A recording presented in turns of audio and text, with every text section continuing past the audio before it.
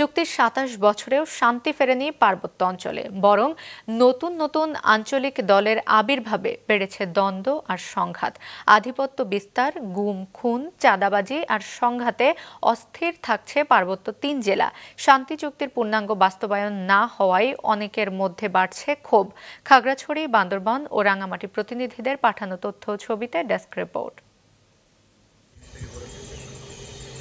পার্বত্য চট্টগ্রামে শান্তি ফেরাতে স্থানীয় জনগোষ্ঠীর রাজনৈতিক সংগঠন জনসংহতি সমিতির সাথে ১৯৯৭ সালে পার্বত্য শান্তি চুক্তি করে তৎকালীন আওয়ামী লীগ সরকার। ২রা ডিসেম্বর পার্বত্য জেলা খাগড়াছড়ি স্টেডিয়ামে অস্ত্র জমা দিয়ে শান্তির পথে ফিরে আসার শপথ নেয় জনসংহতি সমিতি জেএসএস এর সদস্যরা। চুক্তির পর পার্বত্য এলাকায় ব্যাপক উন্নয়ন হলেও ২৭ বছরেও সব শর্ত বাস্তবায়ন না হয় ক্ষোভ সাধারণ মানুষের মনে। পাহাড়ে শান্তি, যদিও শান্তি ফিরে আসার কথা ছিল, কিন্তু পাহাড়ে শান্তি ফিরে আসেনি। চাঁদাবাজি বেড়েছে, অবৈধ অস্ত্র বেড়েছে। শান্তি চুক্তির পরপরই তৈরি হলো ইউপিডিএফ, এরপরে তৈরি হলো জেএসএস সংস্কার, এরপরে তৈরি হলো কেএনএফ, এরপরে মগ লিবারেশন পার্টি। এরকম অনেকগুলো দল পার্বত্য চট্টগ্রামে সৃষ্টি হয়েছে, যারা অস্থিতিশীল পরিবেশ সৃষ্টি করছে একের পর এক। প্রত্যাহার কিন্তু ২৪১ সেনা ক্যাম্প পুনরায় স্থাপন করা দরকার।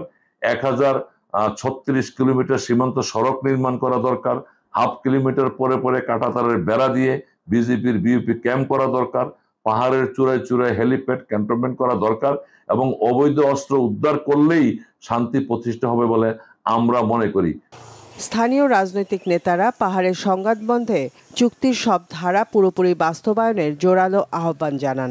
চুক্তির যে ৭২টি ধারা, তার মধ্যে ২৫টি ধারা বাস্তবায়িত হয়েছে, ১৮টি ধারা আংশিক বাস্তবায়িত করা হয়েছে, বাকি ২৯টি ধারা এখনও বাস্তবায়ন কোনো উদ্যোগ গ্রহণ করা হয় না, যেগুলো মৌলিক ধারা, খুবই গুরুত্বপূর্ণ।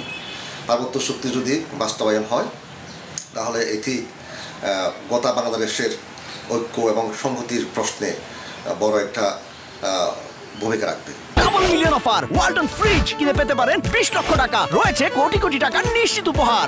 পার্বত্য চুক্তিকে পাশ কাটিয়ে সময় কালক্ষেপণ করার কারণে পার্বত্য চট্টগ্রামের যে সংঘাত, রক্তপাত, হানাহানি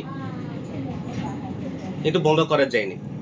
আমি মনে করি পার্বত্য চট্টগ্রাম যদি শান্তি শৃঙ্খলা বজায় রাখতে চাই, তাহলে অবশ্যই আমাদের চুক্তি বাস্তবায়নের বিকল্প নেই।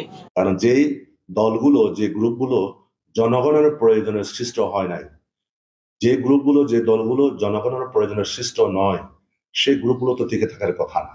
বর্তমান সরকারের থেকে আমরা আশা করি যে যদি কিছু উদ্যোগ নেওয়া হয় তাহলে সেটাই ফলপ্রসূ হবে।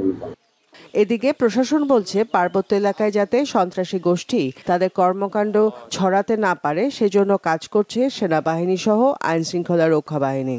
অপতৎপরতাগুলো যাতে মাথাচাড়া না দিতে পারে সেই ব্যাপারে আমরা আছি, সেনাবাহিনী আছে, অন্যান্য যারা সংস্থা আছে, সবাই আইন শৃঙ্খলা রক্ষার্থে যারা আছে সবাই মিলে আমরা এই কাজটা করছি যাতে আইন শৃঙ্খলা কোনোভাবেই বিঘ্নিত না হয়। শান্তি চুক্তির পূর্ণাঙ্গ বাস্তবায়ন এবং আঞ্চলিক দলগুলোর আধিপত্য বিস্তার নিয়ে সংঘাত রোধে সরকারকে আরও কার্যকরী ভূমিকা রাখার আহ্বান পাহাড়বাসীর। রওশন জাহার মিষ্টি, মাছরাঙা নিউজ ডেস্ক।